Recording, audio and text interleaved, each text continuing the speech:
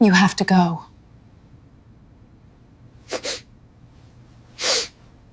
Is Hannah Miller. I'm 28 years old. And this is the story of how being the good daughter slowly turned into being the family's financial backup plan. If you enjoy real-life stories like mine, don't forget to hit that subscribe button so you don't miss what happens next. I grew up in a modest suburb outside Dayton, Ohio. The kind of place where everyone believed in hard work, privacy, and pretending problems didn't exist. My parents, Karen and Thomas Miller, loved structure, rules were comfort, emotions were inconveniences. If something hurt, you pushed through it and didn't talk about it again. I was the oldest child, the reliable one, the one who didn't get into trouble, who didn't ask for much, who learned early that praise came from being useful. My younger brother and sister were allowed mistakes. I was expected to prevent them. When I graduated high school, leaving wasn't an option. My parents' finances were already tight, and the idea of me moving out felt selfish to them. So I stayed. I got a full-time job at a medical supply warehouse and helped with bills. At 19, my parents sat me down and explained that if I wanted to be treated like an adult, I needed to contribute like one.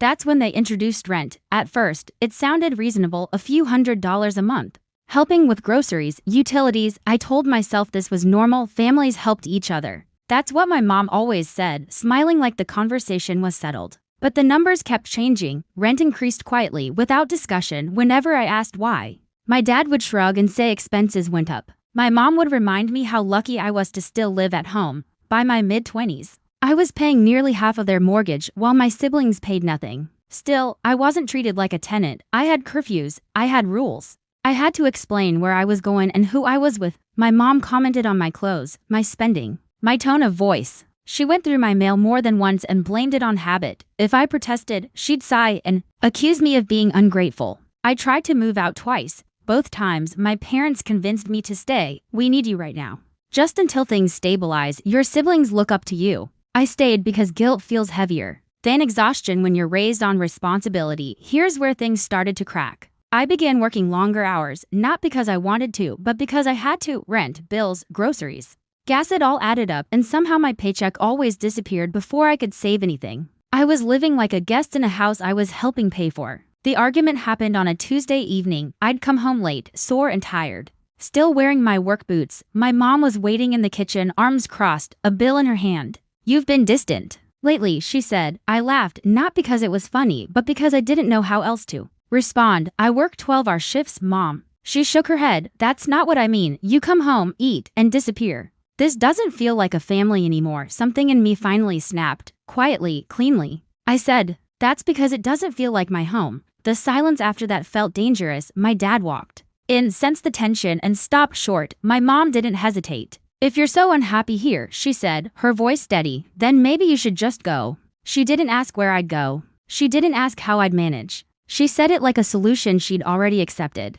That night changed everything. I went to my room, packed a backpack with clothes and my documents, and left without looking back. I expected panic. I expected regret. I expected them to stop me. They didn't. I thought leaving would make them realize what I'd been carrying for years. I didn't yet understand that the only thing they'd miss was the money I brought with me. The first night after I left, I slept on the floor of my friend Melissa's apartment, wrapped in a borrowed blanket that smelled like laundry detergent and unfamiliar comfort. My phone stayed face down beside me. Silent, no missed calls, no texts asking where I was, no sudden concern. I told myself it was late. They'd reach out in the morning. They didn't. Days passed, then weeks. I moved from Melissa's floor to her couch, then eventually found a tiny studio apartment on the edge of town that barely fit a bed and a table. It wasn't much, but it was mine. For the first time in my life, no one commented on when I came home or what I ate for dinner. The quiet felt strange at first, like standing in an empty room after years of noise. I kept waiting for guilt to hit me. That crushing feeling I'd always had when I disappointed my parents, but instead, I felt something else, relief mixed with sadness, yes, but lighter than I expected. I still checked my phone every morning, nothing. I started to wonder if my mom truly meant what she said. Maybe she saw me as a problem that finally solved itself. Maybe my absence made things easier. I tried not to think about it too much. I focused on survival. I worked overtime. I cooked cheap meals. I learned how to stretch a paycheck without someone else dipping into it. About 3 weeks after I left, my mom finally texted, "Hope you're safe." That was it. No apology, no invitation to talk. Just a sentence that felt more like closure than concern. I replied, "I'm okay." She didn't answer back. That should have told me everything. Here's where things got uncomfortable in a new way. Without my contribution, my parents' finances started shifting. I didn't know this at first. But later pieces fell into place, bills piled up, the cushion they'd relied on me was gone still. No one reached out to ask how I was doing or if I needed anything. I wasn't their responsibility anymore. I'd been told to go, after all. 3 months after I left, my phone rang on a Sunday afternoon. The caller ID said Dad. I stared at it longer than I should have before answering. Hey, he said, like we'd spoken yesterday. Hi, I replied. There was a pause. Not emotional. Calculated. Then he said it. So, what's going on with the rent? I didn't understand at first. I actually laughed, thinking it had to be a joke. What rent? The money you usually send, he said.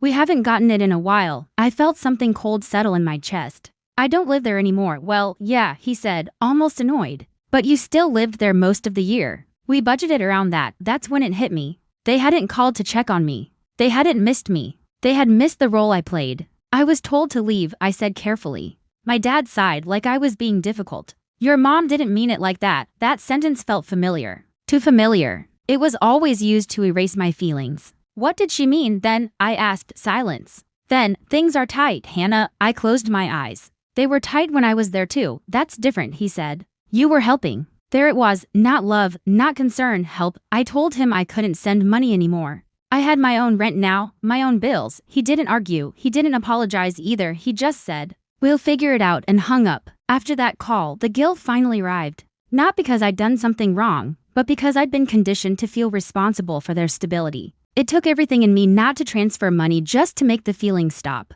A week later, my mom called. She didn't ask how I was. She said, your father says you're refusing to help. I'm not refusing, I said. I'm just not able. She scoffed. Funny how you suddenly can't. That hurt more than I expected. I was told to leave. I repeated, you chose to, she said quickly. There's a difference. I realized then that in their version of events, I wasn't pushed out. I'd abandoned them. That narrative was easier to live with. I'm not coming back, I said quietly. The line went silent for a long moment. Then she said, we'll remember that night.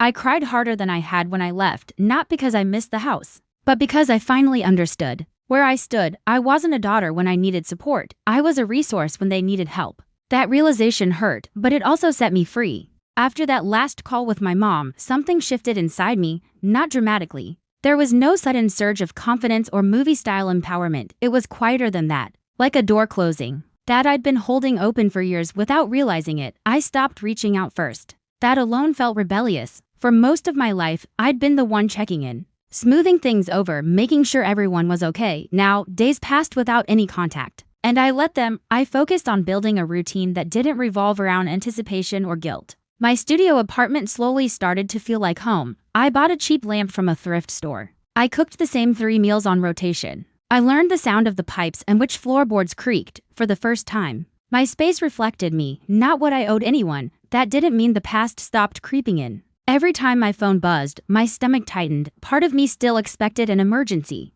or an apology, or something resembling accountability. Instead, silence stretched on. Broken only by indirect messages through my siblings, my younger sister texted me one night. Mom's really stressed. Dad's been working extra shifts. I stared at the message for a long time. It was carefully worded. Not accusatory, but not innocent either. A subtle reminder of the weight I used to carry. I'm sorry they're stressed, I replied. I am too, she didn't answer. A few weeks later, my brother reached out. Things are weird at home without you. I almost asked what he meant. Almost asked if they missed me. But I didn't. I just said, I hope you're okay. I realized then that my siblings were still living inside the system I'd stepped out of. I couldn't save them without sacrificing myself again. Here's where the reckoning really began. One Saturday morning, my dad showed up at my apartment unannounced. I hadn't given him the address, but I guess he figured it out. I opened the door, heart pounding, and there he was, holding a cardboard box like it justified his presence. I brought some of your things, he said.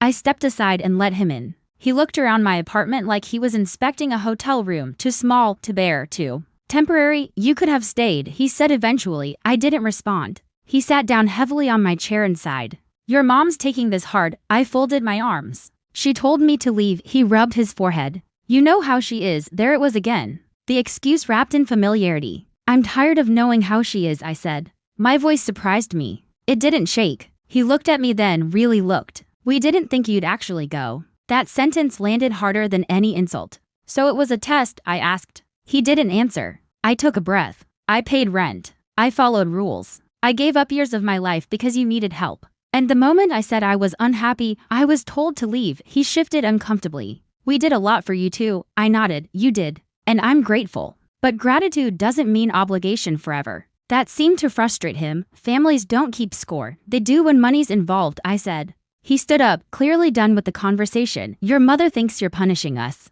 I shook my head. I'm protecting myself. He left without saying goodbye after that. My parents' tone changed. They didn't ask for money outright anymore. Instead, it came in waves of guilt. My mom sent articles about family loyalty. My dad mentioned medical bills in passing. They talked about downsizing, about stress, about how hard everything had become. I stopped responding. That wasn't easy. Every instinct told me to fix it, to step back into the role I knew so well. But each time I imagined sending money, I remembered the kitchen, the dish towel, the calm voice telling me to go. That memory grounded me. The final confrontation came unexpectedly. At my grandmother's birthday dinner, I almost didn't go. But I didn't want my absence to become another story about me being difficult. The table was crowded, conversations overlapped, everything felt normal. Until my mom raised her glass and said, "It's so nice when family sticks together." Her eyes met mine. I felt everyone watching, waiting. I agree, I said calmly. Family should stick together when it's mutual. The silence was immediate. Later that night, my mom cornered me. You embarrassed us. I looked at her and realized something important. I wasn't afraid anymore. You told me to go. I said, I did. I'm not your safety net anymore. She stared at me like she didn't recognize me. Maybe she didn't. That was the moment I fully understood. I had changed, and there was no going back. After my grandmother's birthday dinner, the tension stopped being subtle. Whatever fragile balance had existed between my parents and me finally collapsed. There were no more indirect comments or carefully worded messages.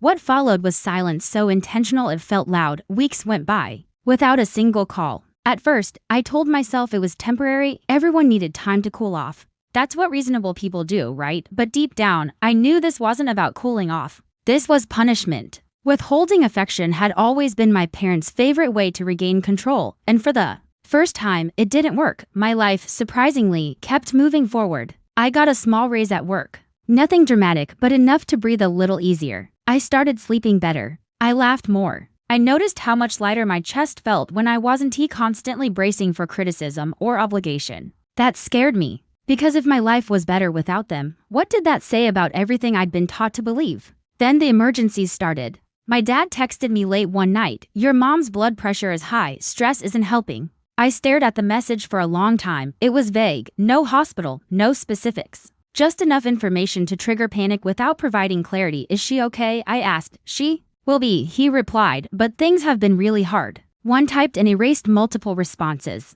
In the past, this would have been the moment I folded. Sent money, offered to come back, promised to make things easier. Instead, I said, I hope she feels better soon. That was it. The next morning, my sister called me crying. Mom says you don't care about us anymore. Something inside me cracked, not painfully, but cleanly. I do care, I said gently. I just can't keep sacrificing myself. She says you've changed, my sister whispered. I have, I said. And I needed to. That call made one thing painfully clear. As long as I stayed silent, my parents would control the narrative. I would always be the ungrateful daughter who walked away. So I made a decision that terrified me. I asked my parents to meet me. We met at a coffee shop halfway between our homes. Neutral ground. No home field advantage. My mom arrived with her arms crossed, lips pressed thin. My dad looked tired, older than I remembered. We sat down. No one spoke at first. I didn't ask you here to fight, I said finally. I asked because we can't keep pretending nothing happened, my mom scoffed. You left, I was told to, I said calmly. That's not how it happened, she snapped. I took a breath. This is exactly why we're here. I laid everything out. The rent, the increasing expectations, the lack of boundaries. The moment she told me to go, I didn't raise my voice. I didn't accuse. I just stated facts. When I finished, my dad looked down at his coffee. My mom stared at me like I'd betrayed her. So what, she said. We're just supposed to apologize and pretend you didn't abandon us. I didn't abandon you. I said. I stopped enabling a situation that was hurting me. My dad finally spoke. We relied on you. I know, I said. That's the problem. My mom shook her head. Families rely on each other. Yes, I said. But reliance without respect becomes exploitation. That word hit hard. Exploitation. She stood up. I can't listen to this. I didn't stop her for once. I didn't chase after anyone. My dad lingered. You know we love you, he said quietly. I looked at him and felt sadness instead of anger. I believe you, I said, but love shouldn't feel like debt. He nodded slowly. We didn't realize how much pressure we put on you. I almost cried then, not because it fixed everything, but because it was the closest thing to acknowledgement I'd ever gotten after that meeting. Something shifted again, not reconciliation, not forgiveness, but clarity. My parents stopped asking for money. The guilt messages slowed. They still didn't apologize, not fully, but they adjusted. Or maybe they just accepted that the version of me they relied on was gone. I set firm boundaries. Limited contact, no financial discussions, no emotional manipulation. When those lines were crossed, I ended the conversation. It wasn't easy some nights. I lay awake wondering if I was being too harsh, if I'd regret this one day. But then I remembered the girl standing in that kitchen, being told to go like she didn't matter. And I knew I was doing the right thing. Time passed, and with it came a strange sense of peace. Not the kind of peace that fixes everything or erases pain, but the quiet, steady kind that grows when you stop trying to carry everyone else's weight. I learned to breathe without guilt, to make decisions that were mine and mine alone, and to recognize the difference between love and obligation. I started spending more time on myself, really on myself. I enrolled in an evening writing class at the community college, something I'd wanted to do for years but had always postponed because it felt selfish. I hung up artwork on my walls. I started cooking meals I actually enjoyed instead of whatever was cheapest. I laughed more freely, smiled more often, and slowly began to recognize the woman I had buried under the expectations of others. One Saturday, I received a call from my dad, hesitant, careful. He asked about my writing class, about my apartment, about work. The tone was different now, curious, not commanding. I realized then that the walls I'd built around myself hadn't just protected me. They had changed the way my family interacted with me. They were learning to respect me because I had learned to respect myself first. My mom's calls were still infrequent, and the awkwardness between us lingered, but it was manageable. For the first time in my life, I didn't feel like every conversation was a test or a trap. We could speak without expectation. I could set boundaries without guilt. That simple shift made our interactions less tense, less toxic, and strangely more human. Then, one evening, my younger sister called me crying. She had failed a course and was terrified to tell our mom. Normally, I would have jumped into the storm, taking responsibility, trying to fix it all. But this time, I simply listened. I offered advice, comfort, and support without guilt, without taking her burden as my own. I realized then that stepping away from my parents' expectations had taught me how to be a real sister, a real aunt to myself, and eventually a better friend. Life wasn't perfect. My parents still held onto their old habits, and I still sometimes felt pangs of sadness when I thought about the home I grew up in. But I had grown into someone who could stand on her own. I no longer feared silence or rejection. I had learned that boundaries aren't walls, they are lifelines. And sometimes, the strongest way to love someone is to let them go, and yourself, too. One quiet afternoon, as I sipped tea in my tiny apartment, I reflected on everything that had happened. I thought about that kitchen, the calm words, and the backpack I'd thrown together in the middle of the night. I thought about the countless hours of work, the unspoken sacrifices, and the moments when I felt unseen, undervalued, and dismissed. And I understood, finally, that leaving wasn't a betrayal, it was an awakening. Leaving allowed me to reclaim my life, my voice, and my dignity. I also realized something about forgiveness. It wasn't about forgetting what had happened or pretending my parents hadn't made mistakes. It wasn't about restoring old patterns. Forgiveness, I learned, was about accepting reality without resentment. It was about understanding that people can love imperfectly, and that their imperfection doesn't define my worth. I could forgive them, but that didn't mean I had to put myself back into the position I had spent years escaping.